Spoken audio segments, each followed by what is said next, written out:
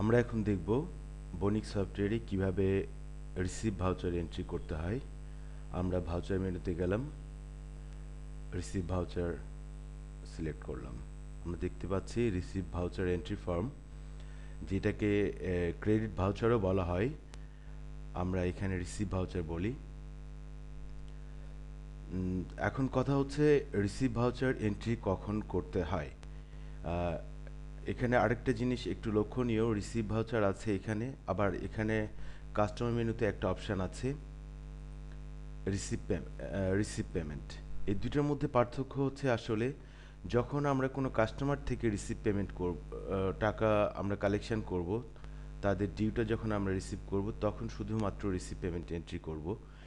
এর বাইরে যে কোনো ধরনের পেমেন্ট যদি কোম্পানি রিসিভ করে, যে কোনো ধরনের টাকা রিসিভ করে কাস্টমারদের টাকা ছাড়া, সেই ক্ষেত্রে আমরা রিসিভ ভাউচার এন্ট্রিটা করব। এখন আমরা কাস্টমার ছাড়া আর কি কি দিক থেকে কোম্পানি টাকা গ্রহণ করতে পারে এটা যদি আমরা দেখি, তাহলে কোম্পানি ব্যাংক থেকে টাকা লোন নিতে পারে, আদার কোনো প্রতিষ্ঠান থেকে টাকা লোন নিতে পারে,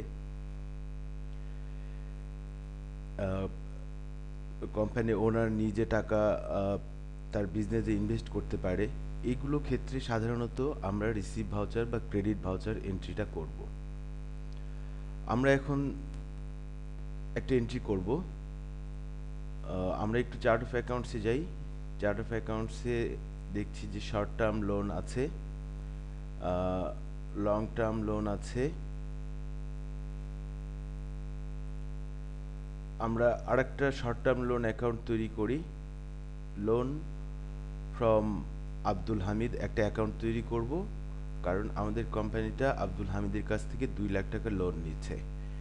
তাহলে আমরা শর্ট টার্ম লোনটা সিলেক্ট করলাম, অ্যাড চাইল্ড গ্রুপে ক্লিক করলাম, লোন ফ্রম হামিদ। এটা আমরা লেজার সিলেক্ট করি, এটার কোনো ওপেনিং ব্যালেন্স নাই, ওকে করলাম। এবার আমরা আব্দুল হামিদের কাছ থেকে 2 লাখ টাকা লোন হিসাবে গ্রহণ করছি, সেই এন্ট্রিটা আমরা ভাউচার মেনু থেকে রিসিভ ভাউচার এন্ট্রির মাধ্যমে আমরা করব। এখানে রিসিভ ভাউচার নাম্বার এসেছে 134, এটা অটোমেটিক। আমরা কোন অ্যাকাউন্টে টাকাটা রিসিভ করলাম সেটা সিলেক্ট করি, ক্যাশ ইন হ্যান্ড। আর এখানে ক্রেডিট অ্যাকাউন্টটা হবে লোন ফ্রম হামিদ।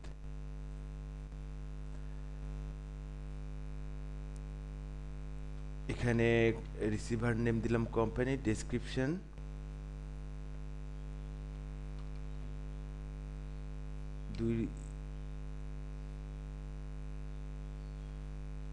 2 লাখ টাকার রিসিভ ফ্রম হামিদ, একটা ডেসক্রিপশন দিলাম। এখানে যদি কোনো রেফারেন্স থাকে রেফারেন্স দিতে হবে। এখানে অ্যামাউন্ট দিলাম 2 লাখ।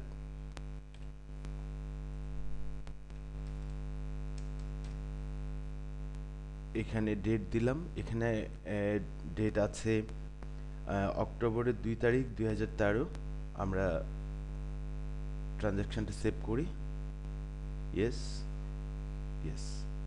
আমরা দেখলাম যে ট্রানজ্যাকশানটা সেভ হয়েছে। 134, ক্লিক সার্চ। এটা এখন আমরা আব্দুল হামিদের লেজার দেখব।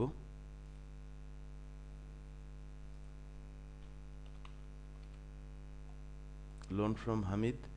আমরা যদি এটা অ্যাকাউন্ট ব্যালেন্স লেজারটা দেখি, তাহলে এখানে দেখা যাচ্ছে লোন ফ্রম হামিদ লেজারে ক্যাশ ইন হ্যান্ডে টাকা জমা হয়েছে 2 লাখ টাকা, তার এখানে অ্যাকাউন্ট ব্যালেন্স শো করছে 2 লাখ টাকা। আমরা যদি ব্যালেন্স শিটে যাই সেখানেও আমরা এটা দেখতে পাবো।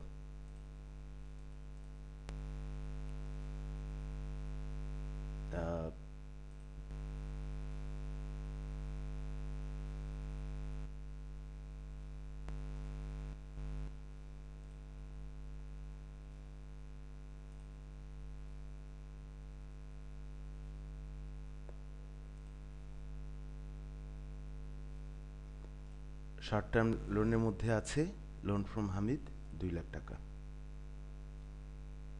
আমরা যদি ব্যাংক লোন নেই, আবার আমরা যদি এখানে দেখি যে চার্ট অফ অ্যাকাউন্টে ওনার সিকিউরিটির মধ্যে কোনো অ্যাকাউন্ট নেই। আমরা ধরলাম এই কোম্পানিটার মালিকের নাম আলামিন, তাহলে আমরা একটা ক্যাপিটাল অ্যাকাউন্ট ক্রিয়েট করি।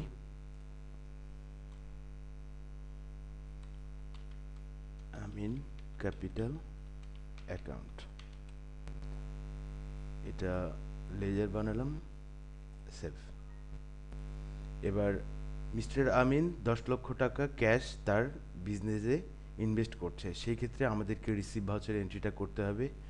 রিসিভ ভাউচার ক্যাশ, এখানে দিলাম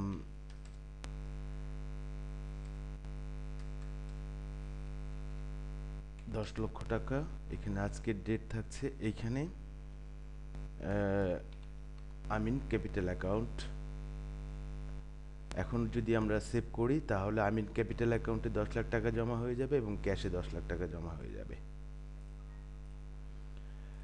আমরা যদি ব্যালেন্স শিটে যাই দেখব ক্যাপিটাল অ্যাকাউন্ট আমিন ক্যাপিটাল অ্যাকাউন্টে 10 লাখ টাকা হয়েছে। আবার আমরা যদি ক্যাশের লেজারটা দেখি, ক্যাশ ইন হ্যান্ড, সেই ক্ষেত্রে দেখতে পাচ্ছি অক্টোবরের 2 তারিখে 2টা ট্রানজ্যাকশন হয়েছে। লোন ফ্রম হামিদ 2 লাখ টাকা এবং আমিন ক্যাপিটাল অ্যাকাউন্ট থেকে 10 লাখ টাকা, টোটাল 12 লাখ টাকা এসেছে। আগে ব্যালেন্স ছিল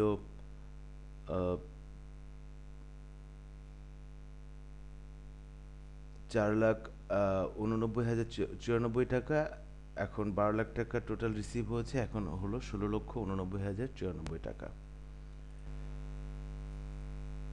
আমাদের শুধু মনে রাখতে হবে যে কাস্টমারের টাকা ছাড়া কাস্টমারদের